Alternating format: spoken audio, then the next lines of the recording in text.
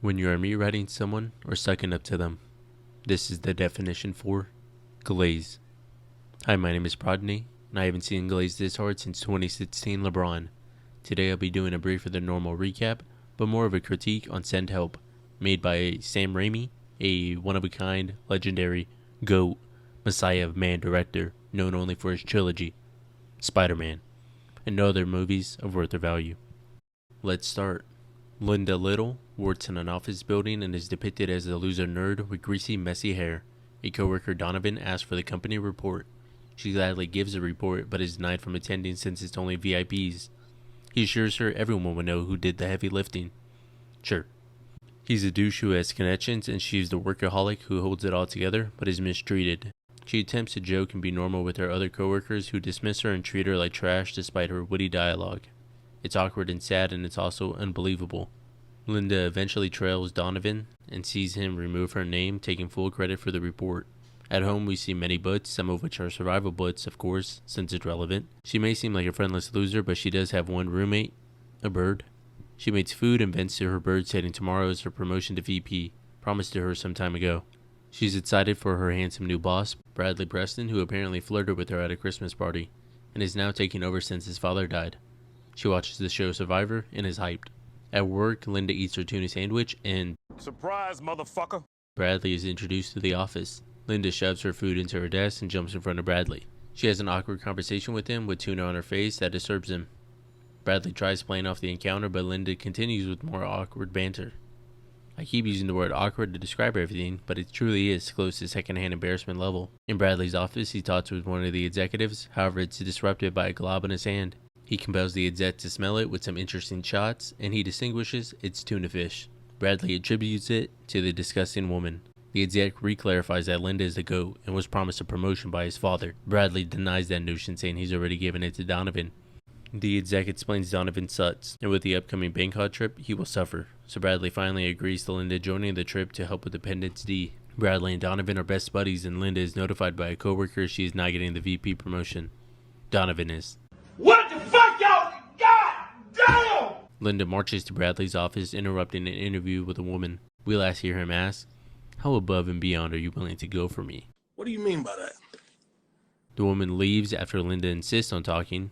Bradley takes it well, and they begin discussing the reason why she didn't get the promotion. She's not a charming golfer like Donovan. No, seriously, that's what he says. Bradley points out the lipstick on her teeth as evidence. He does admit her confidence to confront him was unexpected, so he wants her to tag along for the Bangkok trip. But more importantly, if she solves Appendix D, she gets the promotion, not Donovan. Here, Bradley doesn't seem like the worst boss, but he still sucks, since it's manipulation. Zuri, Bradley's fiancée, arrives. They share a kiss, and look at that ring! Linda has an awkward convo with them, but before leaving, Bradley tells her there have been complaints about odor. A tuna sandwich, specifically. Linda rushes out of the office as everyone watches her. She tries not to cry, but eventually the tears stream. She gives herself a pep talk in her car. Poor Linda. On the tarmac, she is ignored despite her best shot at conversation. She mentions she may have saw Bradley's Appendix D issue, but he isn't listening. On the plane, Linda works away while Donovan shares an audition tape Linda made for the Survivor show. It's cringy, of course. They laugh loudly while Linda solves Appendix D. However, she overhears her audition and the laughter in her face and begins crying. She deletes the draft and they hit turbulence, freaking out everyone. Bradley makes fun of them for wanting to buckle down until they launch into the ceiling, leading to the cabin puncher. Donovan barely grabs Linda, who gives him a hand to help. However, Donovan demands her seat. Chase, another friend, asks Bradley for help, but is thrown off by Bradley. Chase barely grabs Donovan's leg, and Donovan knocks his teeth out, leading Chase to biting his leg. Donovan begins choking Linda, and she stabs his hand, causing them both to fly out the plane. Donovan's tie gets snagged, and his face bashes against the window.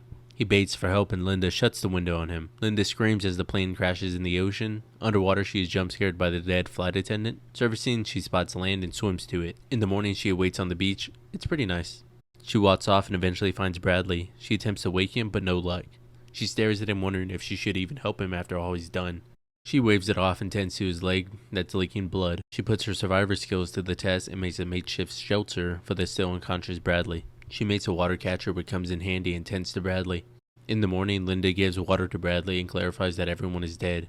Bradley is sad about it, but thanks Linda for helping him. Linda starts a fire, celebrates, then starts cooking Bradley. She feeds him cooked fish, which he rejects like a baby. In the dusk by herself, she laughs and is happy. Bradley wonders how much longer they'll be there, and Linda deducts it'll be a hard search. Bradley questions why she hasn't tried to find a GPS or spell out SOS, which obviously isn't on her list of priorities, since she has to worry about food, shelter, and water, and also her psychopathic fantasy. They go back and forth arguing about priorities. Bradley hits her with, "I'm the manager," and she retorts, "I'm your manager." What, nigga, I am your manager, what's up? No, she goes quiet, gathers her stuff, and leaves. A montage of him plays, going through the 5 stages of grief. Time passes and he's dehydrated and dying. Linda the savior returns with water and gear, stating this ain't the office no more. He drinks and complies. Thank you, thank you, thank you, thank you. Linda sharpens a spear and goes to hunt a boar. She trats it down and... Is he on faint? He's tweaking. Linda hits him from the top turnbuckle. The fight continues. The boar does eventually die. Psych! There's a ton of blood and snot. Super gross. Flawless victory. She deposits the boar head next to Bradley, who gets blood splattered on his face. But to be fair, Linda is completely drenched. Linda and Bradley laugh hysterically about the fact Linda brought home the bacon. On her own, Linda finds a waterfall and showers. She observes herself like Narcissus and is feeling herself. She hears a boat and runs over to get its attention, but falters because she's living her dream. Why would she leave? At camp, she resumes being normal with Bradley, but he's being pouty because it's been 2 weeks. He brings up possibly making a raft, but Linda shoots it down. She tries to convince Bradley it's not so bad here, but Bradley counters saying his skin will never recover. He stupidly tries to leave, saying that Linda is so fired because of how she talks to him. A little montage plays of him trying to build his own camp while Linda embraces her new life. For example, he attempts the same water catcher Linda did, but the rain immediately stops. He also tries to spell help, but he ends up spelling heeple. Linda wats off with freshly caught fish. Bradley catches some weird bug on a rock and eats it raw, but gags and spits it out. Linda is living the high life, so Bradley tries to charm her to get back in. Linda does the same. "You have something in your teeth," to him. He sets up to her, notices she has a knife which came washed up on shore. That's convenient.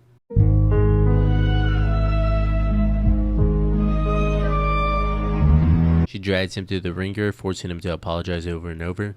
She again makes a call back, asking, "How above and beyond are you willing to go for me?"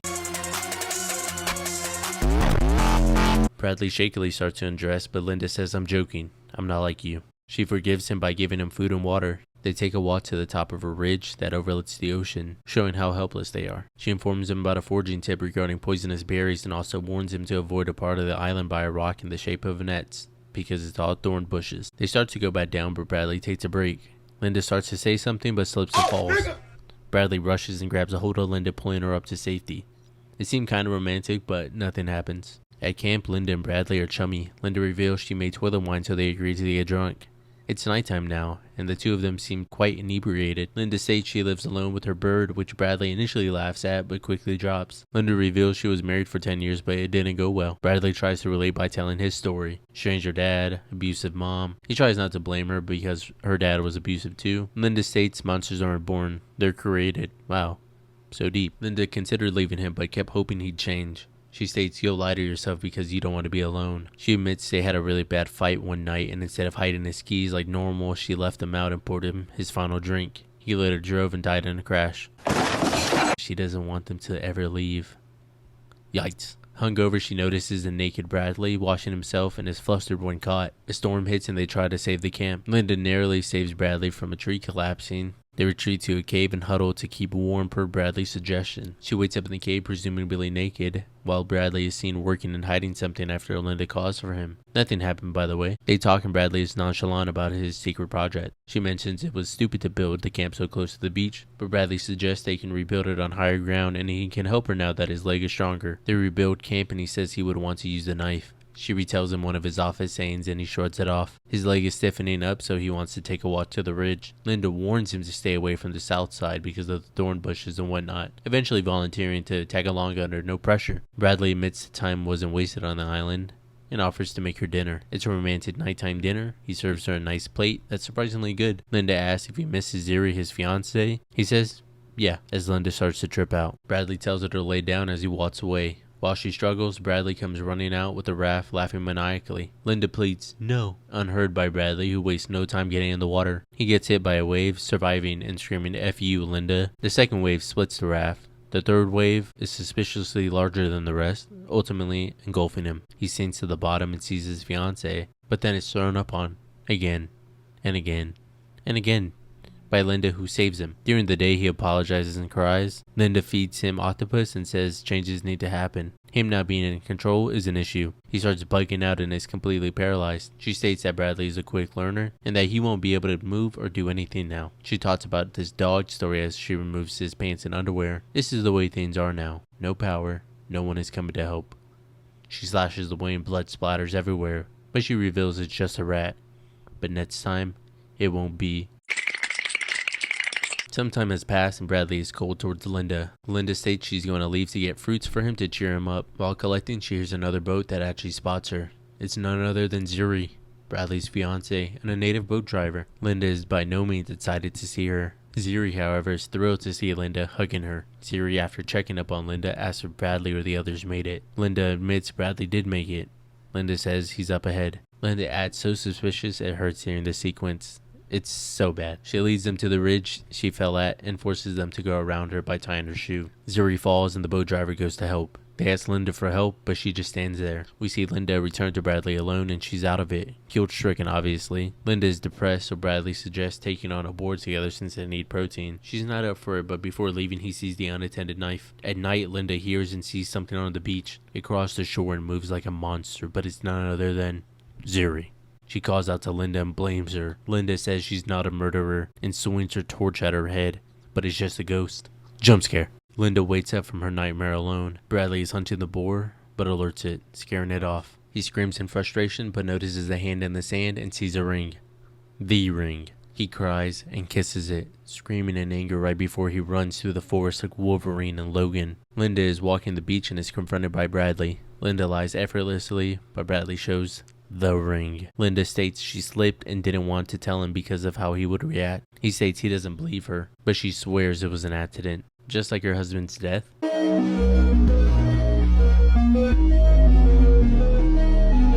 She reaches for a knife and Bradley shows he has it. She runs away and Bradley chases her. They enter the forest and Bradley loses her. Linda gets the jump, strangling Bradley with shoelaces. Bradley rips out a big chunk of her hair and creates space. Linda tackles him, yanks his hair, and bites into his neck. He slams her down, but she bites his finger and takes the ring. He gouges at one of her eyes, so she hits him in the head with a rock. She swallows the ring, so he runs her down and tackles her. She reaches the knife and stabs him. She swings madly, but Bradley has run off. I'm not sure how she found the direction he was going, but she spots him running to the Etrog. Bradley makes it to the shore and finds a mega mansion. Hey, yo, what the fuck? Inside, he gets some water and towels for his wound. Linda, the speaker, taunts him as he tries to find a knife. She hid them, poking fun at him since he believed the knife just washed up on shore somehow. She admits they could have been rescued much earlier, but she wasn't ready to leave yet. She spotted the mansion and saw housekeepers. She gorged herself on the fresh supplies they brought and took the knife. She said it was perfect. Him and her on the island. Linda at this point is full mask off, revealing how psycho she truly is at this point. It's revealed she played an active role in Zuri and the boat driver's death, bashing his head and letting the two of them fall off the ledge.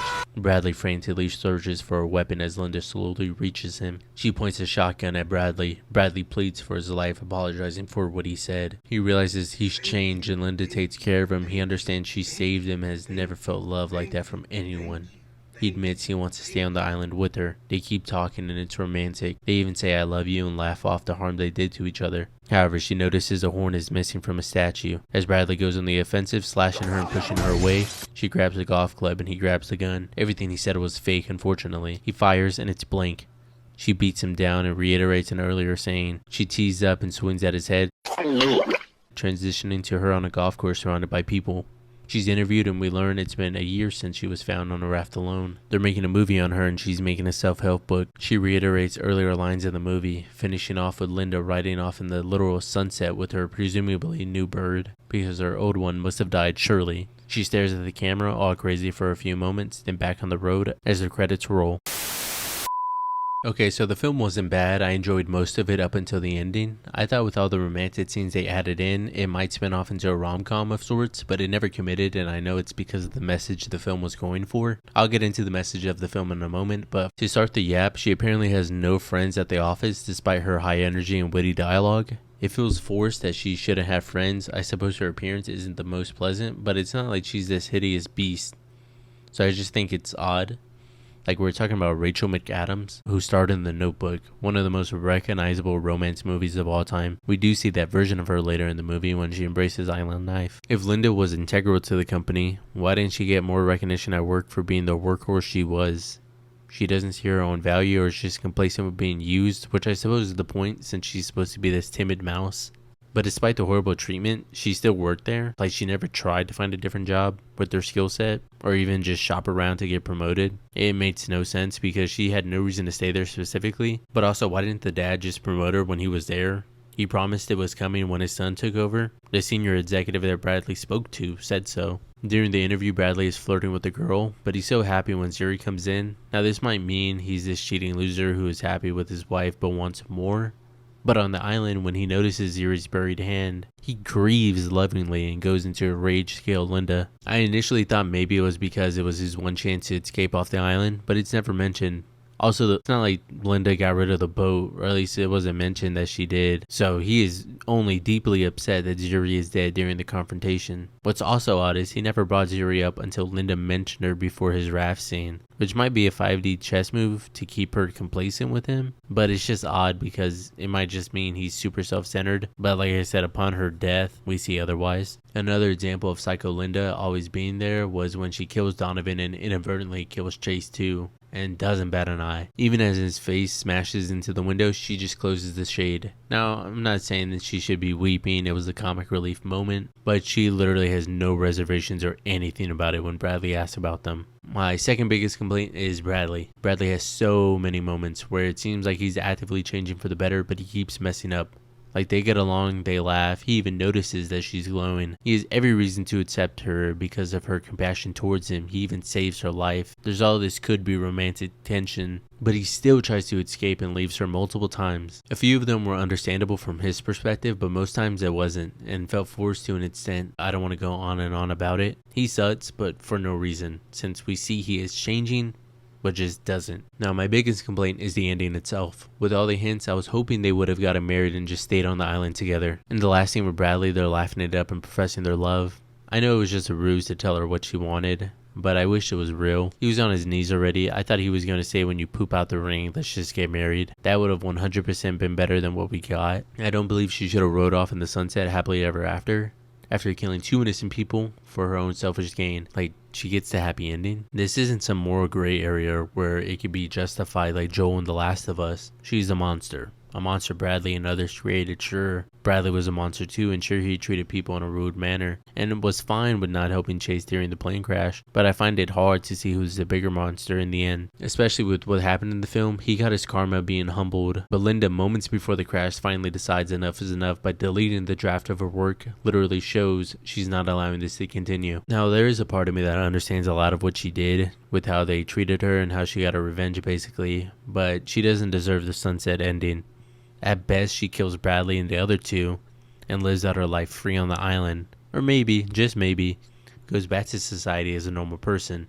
Not this superstar, like, are you kidding me? Especially since her struggle is only in the beginning of the film. She doesn't struggle the entire time on the island, but Bradley does, and that's where he starts to become the protagonist of the story. Linda becomes the antagonist. Now, that's not to say they don't have their moments of switch sides, a lot from Bradley with him whining and poisoning her, but as a whole, the flip occurs. Evidence at the end when Linda goes mask off, Bradley easily becomes the prey, trying to fend off the predator. Moreover, Linda reveals she essentially trapped him there against his will from the beginning. But that's okay. In fairness, he deserves it, but still. To finish, one of the main messages of this movie is female empowerment. Some of it are obvious things like the reversing of roles. Linda is to bring home the bacon man of the island, while Bradley is the submissive woman. Even in the scene where he's naked, he uses his sexuality to obscure Linda, much like women do to men. Moreover, it's a flip on women being the weaker sex to men, as Linda time and again shows she's stronger and smarter than Bradley. There's more to it with patriarchy and power dynamics as a whole, but it's the same idea with the norm being flipped. Linda, who was this bystander in her life, took an active role in it. She was a bystander in her husband's death, a bystander when Donovan stole her work, a bystander when she was bullied and ostracized. But she became active when she decided to delete the draft, when she decided to ignore the boat and keep Bradley trapped, decided to kill Zuri, the boatman, and in the end, Bradley. She became a monster of circumstance, much like Bradley and much like every other monster in the world. They are not born, they are created. In the end, the initial hero and the final villain of the movie rides off in the sunset happily ever after.